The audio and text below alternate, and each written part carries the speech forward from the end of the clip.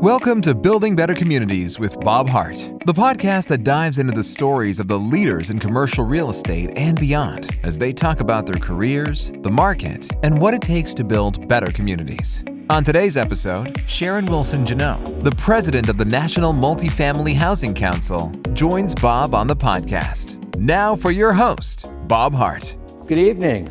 I'm here in beautiful Las Vegas, Nevada with none other than Sharon Wilson Géno, the CEO of the National Multi Housing Council at the National Multi Housing Council's national meeting.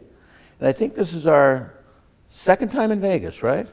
Second time in Vegas, and we'll be here at least for another 2 years. Yeah, we had to move to a bigger format, I remember. They're real, and again, we're victims of our own success, and I'm not just saying the organization, but all of us together in the multifamily space. We found that this meeting is an opportunity for us to connect, to have good business meetings, and to grow and create new opportunities for everyone. So having a venue that's large enough to accommodate more and more people at the table is important. It's amazing how much it's grown. I think you came in your role after we were doing it in the desert of La Quinta. Yes. And it just got to be too much. Yes. And it's amazing how the industry's grown in parallel. There's just a lot more people in the housing industry and the multifamily industry. Exactly, and I attribute that to a number of things. Again, success. Success breeds more companies, and so many people that have been toiling away in the fields of building the housing America needs for so long have been successful at it. The other thing too, I think, is demand.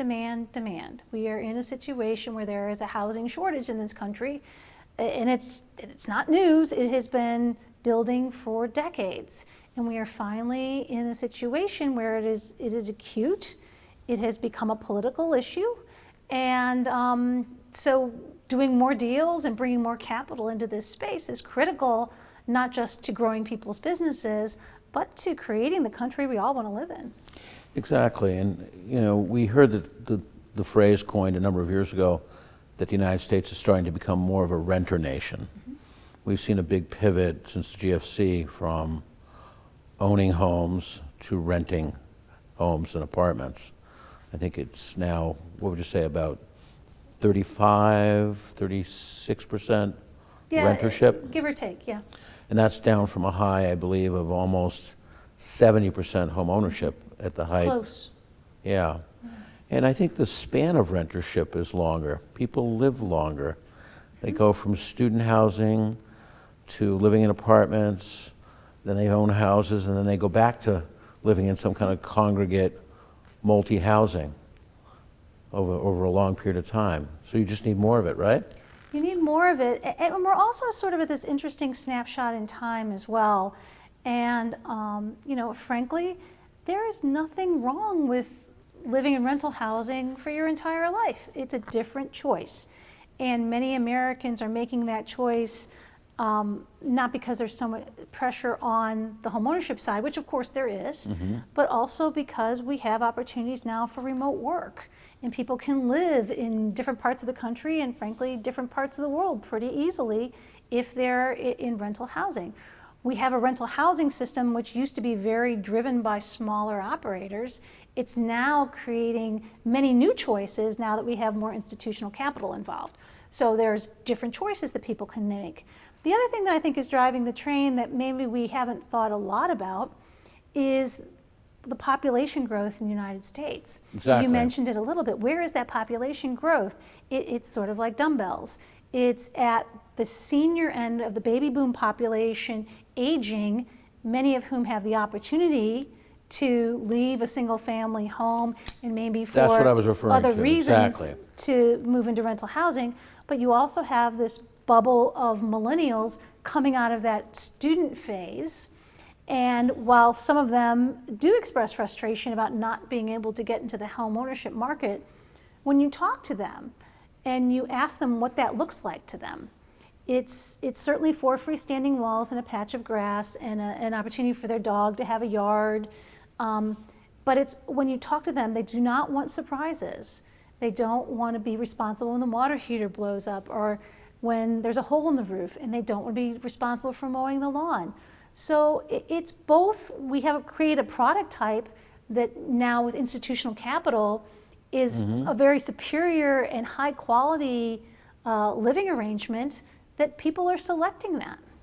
They are, and I think when you talk about capital, I think people in the general population forget that this industry is driven by capital, and capital needs a fair return.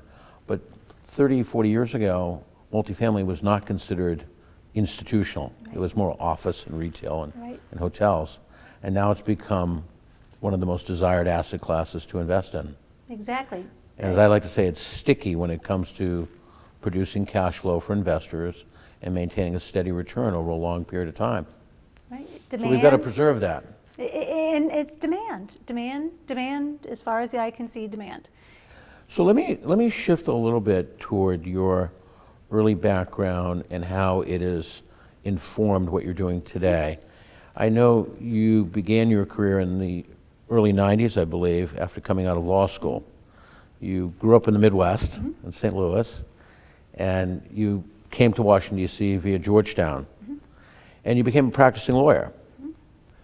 And I believe it was through the activities with your clients that got you involved in housing at a very grassroots level before you became the COO of Volunteers of America's national program.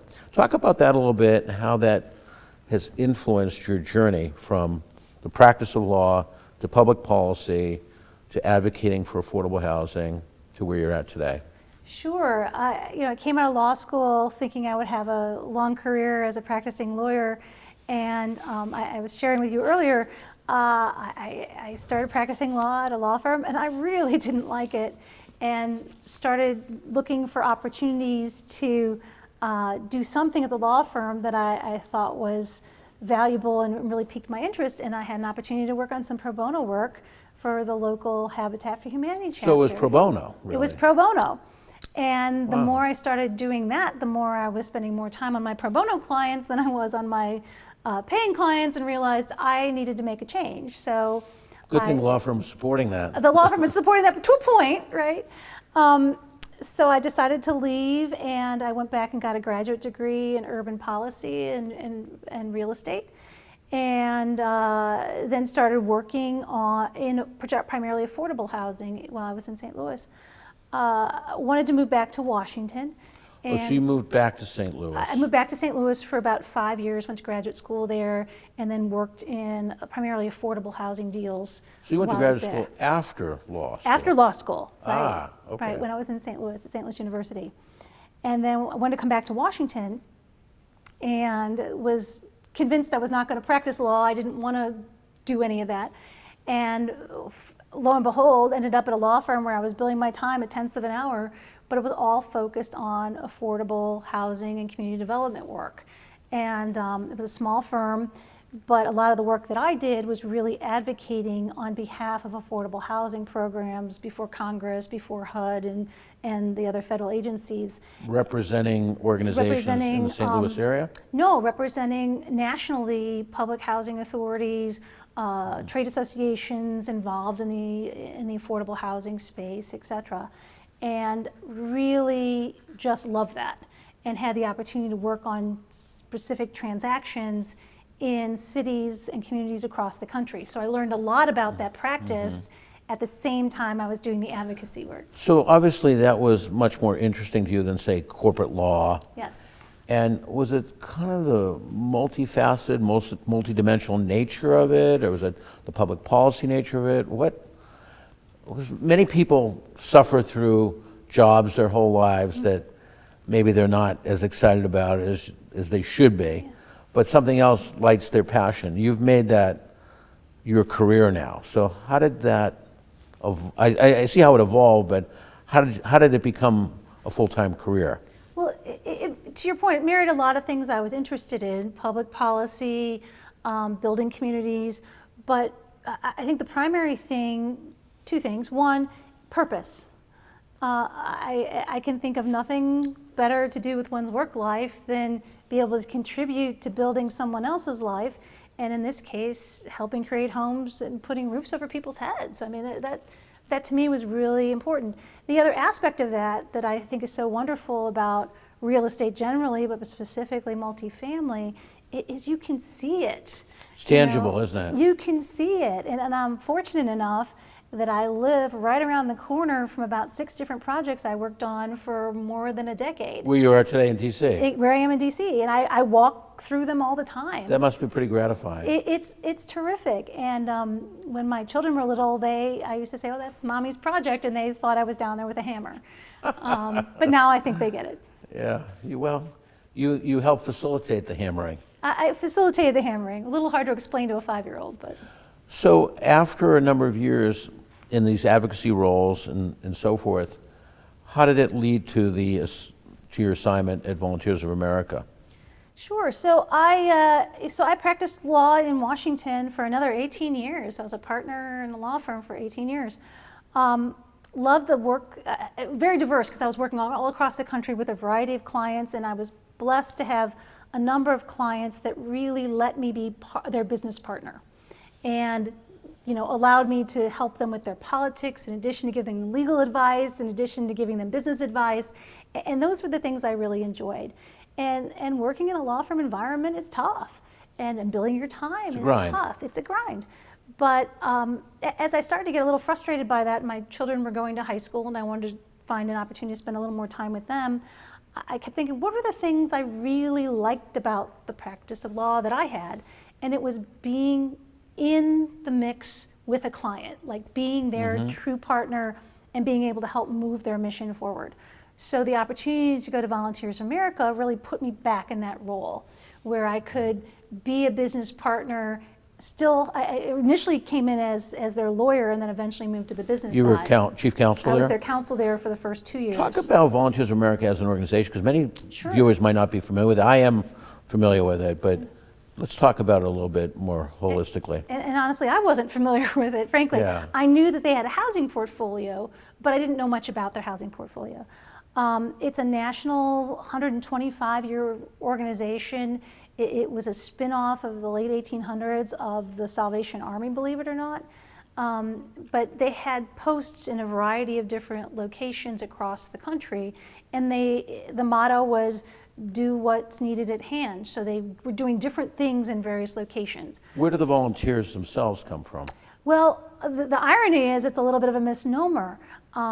The name Volunteers of America really harkens back to the late 1800s idea that people were volunteers in the service of Christ. And it's 16,000 employees. Most of the affiliates have some volunteers, but it's not a volunteer-driven organization. It's a professional social service organization. So there's a real business aspect to what they did, which was really fit my skill set, both being a lawyer and being interested in policy, but also helping to run a business. And talk a little bit about the social services that they were involved with. The organization nationally does everything from charter schools to drug and alcohol counseling to prisoner reentry work, which is a big piece of work. They do a lot of work with veterans, but they had this large housing portfolio that was run out of the national organization, as well as a senior care portfolio. Most of the housing portfolio was senior housing.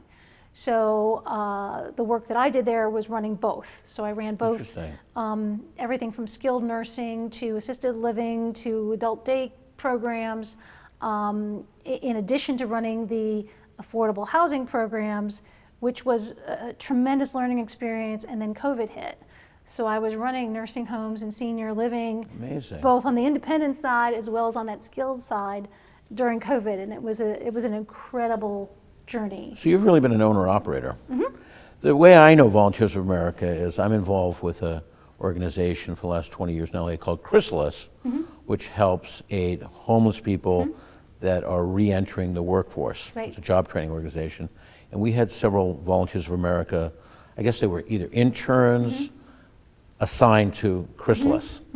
And my wife and I hosted a little party for a bunch of them, and I got to know them, and they were great people. Great. So it's housing was a big part of the mission as well. Exactly. And they ran both the portfolio I had, which was permanent housing. So it was everything from family to senior. They actually ran one of the largest portfolios for adults with disabilities that live independently, and then they also ran the senior living portfolio. So it was a very diverse portfolio. The housing portfolio was in 42 states. In Puerto Rico. Is it a public-private partnership, or are you the actual developer? We're the actual developer, but much of the portfolio was built with federal or other public funds. Yes. Much of it was built with the HUD 202 program, which is, if you're familiar with it, Yes. is focused on seniors, and the 811 program, which is focused on adults with disabilities. But volunteers would operate the property. Volunteers America, we were owner-operator. So you were in the property management business too? I was in the property, we had a property management company. But in some locations, which was also interesting, I was both. We had our own property management company, but some of the local affiliates wanted to be the property managers. So I was also managing their management. Managing the managers. I was managing the managers in some cases we were managing it ourselves.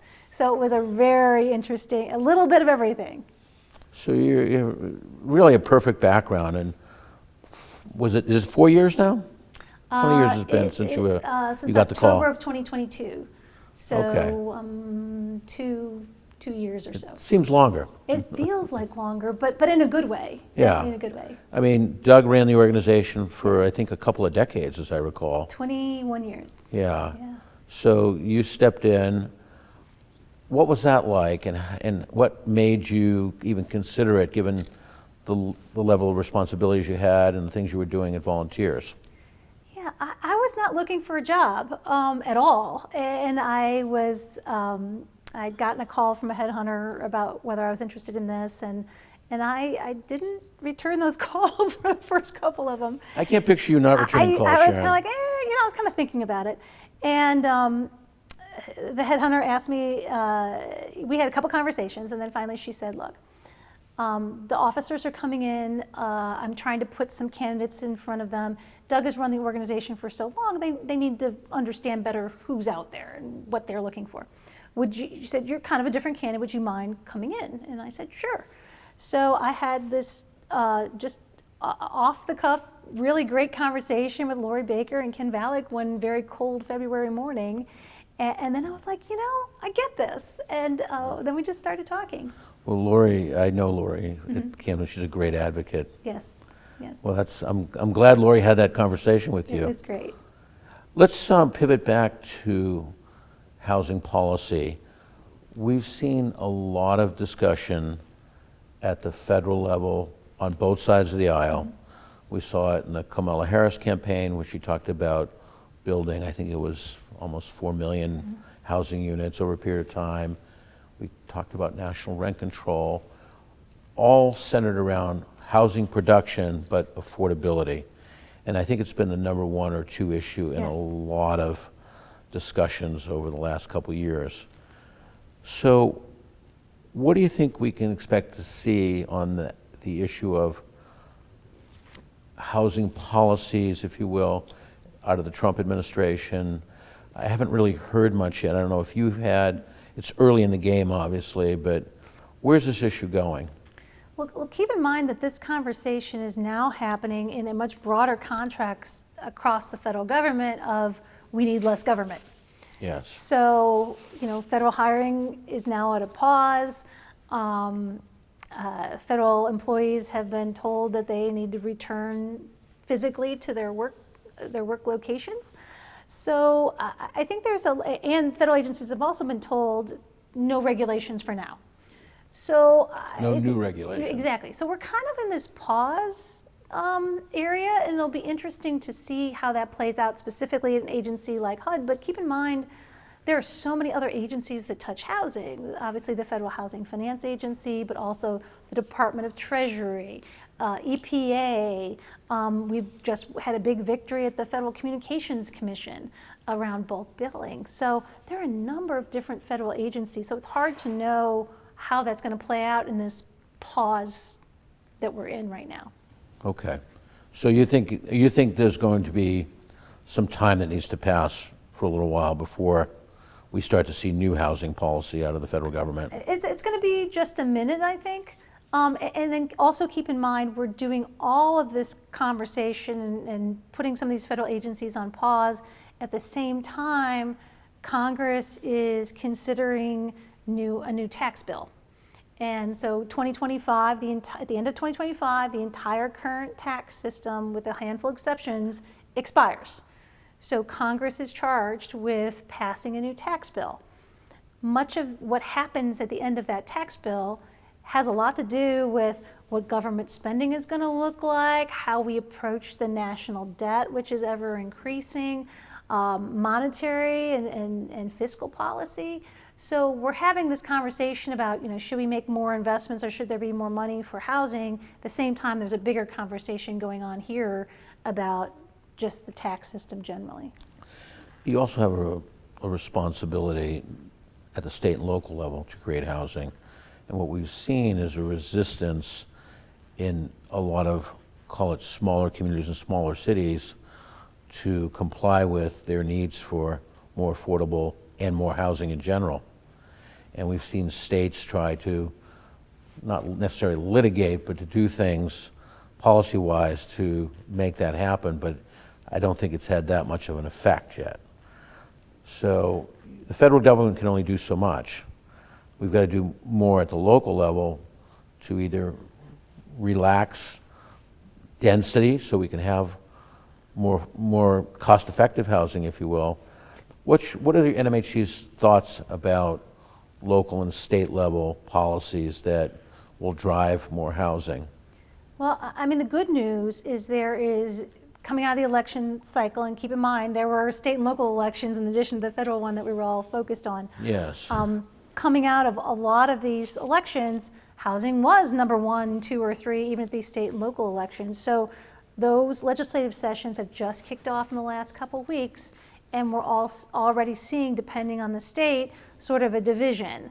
There are some states that are picking up the mantle of housing supply is the issue, how can we create a package of incentives and reduce barriers to housing, and that's what we're going to do. And there's states that are, how can we regulate housing and control pricing, control the data that's used, and do other things, because regulating owners is going to be the way that we keep housing affordable. We obviously have views on that. Yeah. We know that the regulatory burdens just keep adding and just ultimately going to reduce supply and increase costs for renters. That's the end game. And we know that incentive-based housing supply initiatives and reducing regulatory barriers is going to create the supply that we need. So we've put together a coalition with our partners at the National Apartment Association, the mortgage bankers, the home builders, and the National Association of Realtors to start messaging, not just to state and local lawmakers, but to the general public, Yes. that the work that we do is critical to increasing the housing opportunities in their communities, and the regulatory solutions are not effective. Well, somehow through the healthcare scare we had with COVID and some of the natural disasters in certain parts of the country, particularly the blue states in the West, we've seen this almost over-regulation, a freezing of rents, statewide eviction moratoriums, and we've seen landlords, as I've called it, become more of the pariahs of America as opposed to the heroes and the people that are investing capital to create housing. How do we turn this around? Because I'm a housing provider, and I think I'm a pretty good guy, and I have good values, and I deal with really great companies that invest in real estate. But it seems like we're getting the brunt of the stick, if you will. It's frustrating, and I think a lot of this was coming out of the election cycle. All the national polls, pollsters are in there trying to get what gets voters charged up, and it's dynamics between big corporations and the little guy, and it's housing being not affordable. And so put those two things together, and we are a perfect target for a lot of creating those divisions for which they can leverage voters. I think the answer to this question, we're actually doing some branding work within NMHC, but also through the Housing Solutions Coalition and others. We talk a lot about the work we do, and we have for a long time internally, What we haven't probably talked enough about is the impact that has on our customers. Again, we're building the housing where people build their lives. That's a really important job, and how are we helping somebody build their lives by the work that we do? And we just have to tell that story in a different way. And NMHC is working toward that with other positive housing advocate type agencies. That's part of what we're doing with our partners at all those national organizations, and messaging that the regulatory schemes that everybody, some people seem to think work, don't work, but also collecting the good news stories from our own members and amplifying that work. Again, so many of our members have worked so hard, but many have kept their heads down and just done the good work. We need to kind of put our heads up a little bit and capture those things, and then have us help amplify them for you. Yeah, just on this podcast a week ago with the California Apartment Association, myself and 6 other landlords, including Lori Baker's company, Camden, we talked about how we were responding to the California wildfires in terms of complete freezing of rent levels in response to the crisis, and being responsive to the anti-gouging that was out in the public, and so forth, and relaxing, deposit standards, application fees, anything we could do to make the process go smoother, in addition to certain incentives just to help people. Exactly, and a lot of that happened during COVID too. And as much as we tried to get that information out, it was not as successful as some of those more negative narratives. Yes, we've all got to work on that. Exactly. How do you, switching the topic back to NMHC just for a minute, you've got a pretty large member base. How do members get more engaged in NMHC? How do we, what can people do to further the organization? Well, as I said, I'm going to talk a little bit about this later in the meeting. The organization has gotten large for very good reasons, and I think those are all positives. What we're trying to do now is create those lanes or those opportunities for people to engage with each other around a particular topic area. We've created new committees and new networking groups for people to engage virtually and to create those smaller opportunities for people. And we're going to continue to expand those. Our committees were open this fall. Our networking groups will be open this spring. So we'll have, that will continue to grow. So online workshops and networking groups. Exactly, that's one way. We've created an advocacy and action program, and we'll ask people over the course of the meeting to sign up for the areas that they're interested in. And they'll get curated information about, if you're interested in tax or you're interested in affordable housing, about the policy issues that are going on. And then we'll ask you, send a letter to your congressman about XYZ tax proposal or XYZ affordable. So that's a way for people to engage in that as well. The work that we're doing on the Housing Solutions Coalition, one way. We've also created a new affiliate organization I'm really excited about called the Real Estate Technology and Transformation Center, which is a way for people to connect around that intersection between housing and technology. That's become a very hot topic in the regulatory space. Yes. And everybody needs to be at the table, not just the owner developers. We need to bring the tech companies in so we can articulate that story in a different way. Yes, we don't want to be accused of being an oligopoly. Among other things. Yeah, I know you don't comment on active litigation, but there's definitely a policy issue here as far as the usage of technology, of software, and now we're talking about artificial intelligence as well. And other industries have used this to help with keeping prices in line with demand. But yet the housing industry has been singled out now, and it's something that has to be reconciled. Yeah, I think, again, this is one of those convergences of a shortage, a political environment that we were in over the last couple of years that really defies data and the experience of many people. Collecting data pricing data in rental housing and in various industries is an age-old practice, marketing studies and other things. Sure. To determine how you set pricing, but also how you get the right customer with the right product. I mean, that is really the point of collecting rental data.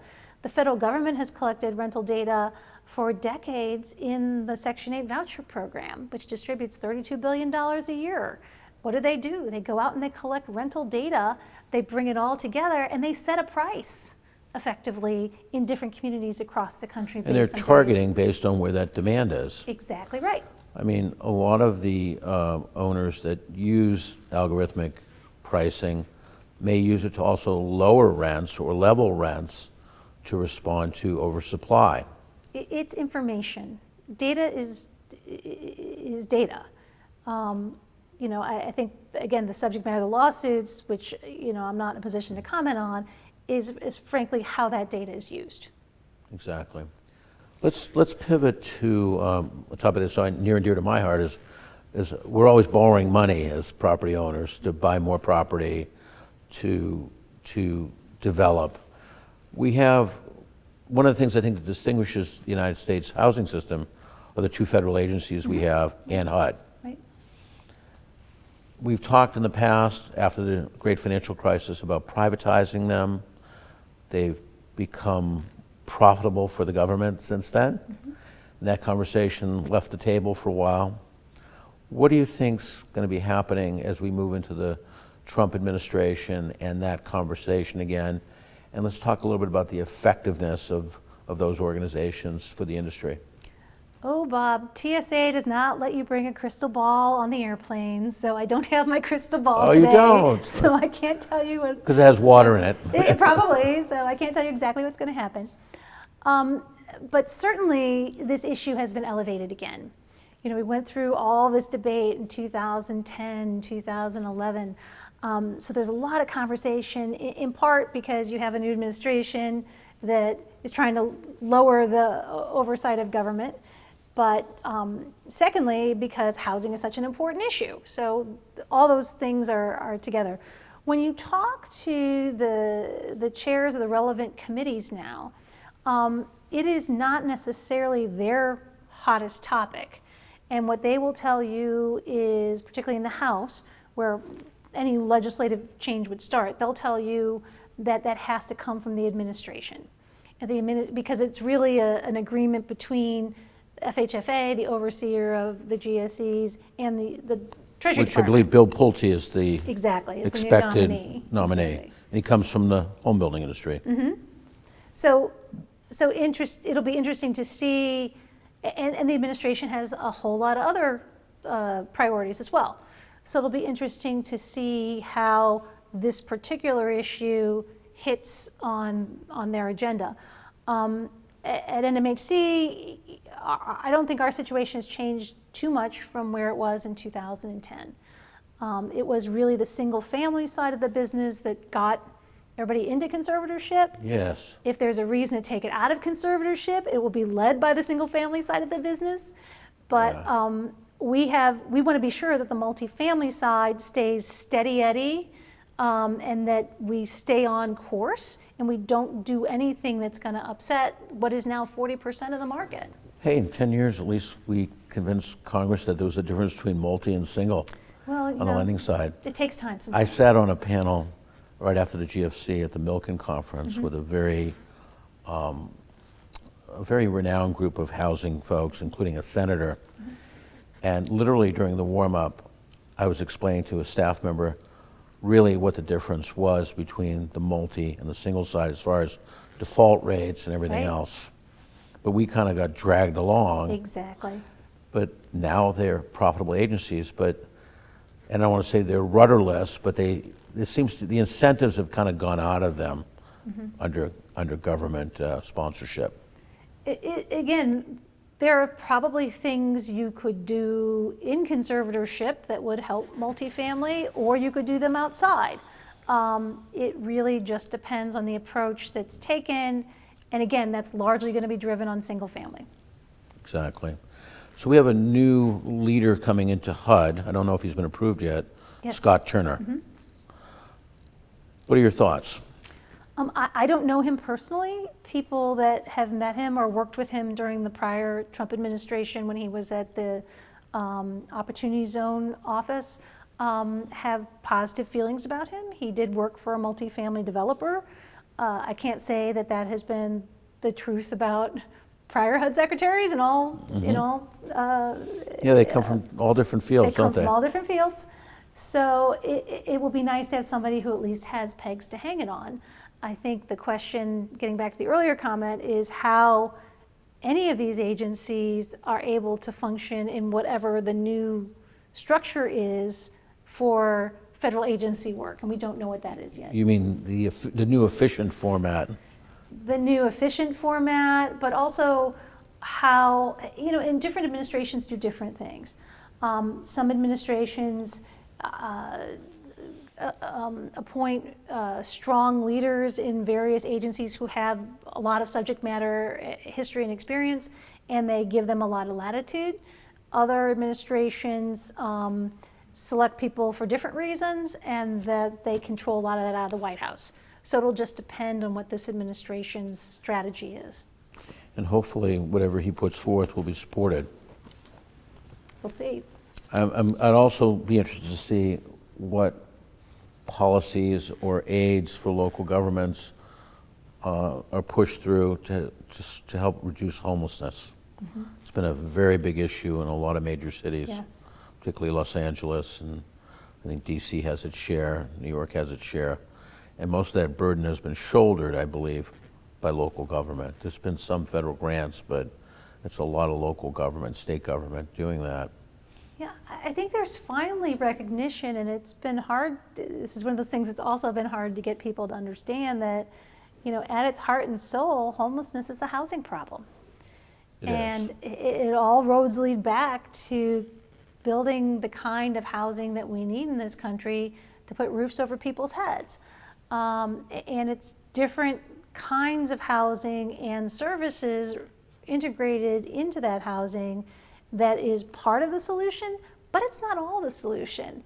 Just having regular rental housing at affordable rates will keep people from slipping into homelessness. So you have to do both and. You have to but deal you with need more population supply. stuff. Exactly. So housing can evolve Exactly. over years into what might become, we'll call it naturally occurring affordable housing. Exactly. It doesn't all have to be regulated. I mean, the reality is we have renters in this country that are cost burdened. Mm-hmm. Without a doubt. And that will always be the case. But we've seen at the ballot box the attempt to put on harsher and harsher rent control as a way to control this, but yet it doesn't seem to work because it only stifles supply. The data is damning on this. I mean, there's decades of research, both in the US and in countries around the world, that show this very clearly. And in fact, a couple years ago, we just did a literature review where we took all the updated research in this space and we evaluated it, including what some states are proposing as, quote, rent stabilization, sort of rent control light. The results are effectively the same. It might help a very small group of people for some period of time, and those people tend to be wealthier and they tend to be majority race. The people that are really shut out of this system are lower to moderate income people, and they're largely people of color. So if we want to solve the problem, we have to create policies that are going to open the doors for the people that need it the most. We do. We have to stop spending money, as we've done in California over a series of elections, to defeat draconian rent control, and use that money to actually invest in communities and build them better and build them more affordable, instead of fighting it out the ballot box. Well, and that's really a lot of what this work at the Housing Solutions Coalition is all about. I think we all recognize that being on the defense all the time is not effective use of people's dollars. And with the Housing Solutions Coalition, if we can do some of that education and advocacy work with some dollar investment, it's going to be a whole lot less if we can start turning some heads and getting voters to understand and politicians to understand the issue better. We're not going to, that's the only way to start pushing back and not having these $100 million campaigns. So what we're hoping to build is a coalition doing its work proactively with, it's still substantial investment, but less investment, and use those dollars more wisely so we can get to the place where we have policies that will allow us to build the supply. But we've got to push back on this narrative first. Makes perfect sense. Is there a way members can get involved in the Housing Solution Coalition? Yes, so there's a website, www.housingsolutionscoalition.org. There's an opportunity to donate. We are in the process of raising money to help support these campaigns in different states. We're currently in 4 states right now, Minnesota, where there's been on and off discussion around rent control for some time. We are very heavily involved. I was in both Washington State and Colorado right before the holidays. We're very involved in both of those states. It's very active there right now. And right here where we are in Nevada. They passed rent control here twice in Nevada. Each time the governor has vetoed it, Yes. but we're of one vote between that and having rent control here in Nevada. So a lot of work to be done here. It's popping up in other places as the new legislative sessions are starting, and we'll be more active in a number of other places as well. Which is why it's so important to support the NMHC PAC. And that's a whole nother important work that we're doing at the federal level. Again, we have new government at these state and local levels, but we have almost 85 new members of Congress between the both houses. So they need education. I thought your fall meeting was outstanding, where we had an opportunity to interact directly with members of Congress, both on the Senate level, and really hear and interact with them on some very sensitive topics. I thought it was a really good give and take. Yeah, and sometimes the timing of that works out well, and we actually were able to get the members there. And part of it is just physically being on the Hill. Out of sight, out of mind. You live on the Hill, and you are on the Hill. I do, but it's very easy to vilify a group of business people. It is. When members don't see them. When they had to come to a room and see you in congressional offices and listen to you, or their staffs listen to you, they say, oh, these people really care. They really have a story to tell. That makes it much more difficult for them to make wrong policy decisions. I think you've really hit on the answer when I was saying, how do we become not thought of as pariahs, but as really good business people and really, I use the word heroes, okay? People that are investing hard dollars into creating something that's tangible for people's lives. But I think that advocacy that you're talking about and that education back and forth on the Hill or in Sacramento or in Albany is what's really needed, isn't it? Exactly, and on the state and local level, we have partners in this fight now. There are 2 groups nationally that have local chapters, the YIMBY Action and Welcoming Neighbors Network. They have local groups that will come and show up at the city council meeting or at the state house when city councils are debating whether or not to put a new multifamily building in that community, and they will stand up and support the idea of having more neighbors, of building more multifamily. So we have these great partners now, and their numbers are increasing. And I tell our multifamily owners all the time, just show up. Show up and join these people, because it's a really 99% of success is showing up. Exactly, just show up. Well, we've shown up in Las Vegas along with have. 5,000? How many people? Well, we're going to be total, and keep in mind there's like 3 events here. So we have the women's event, we have the apartment strategies event, and we have our meeting.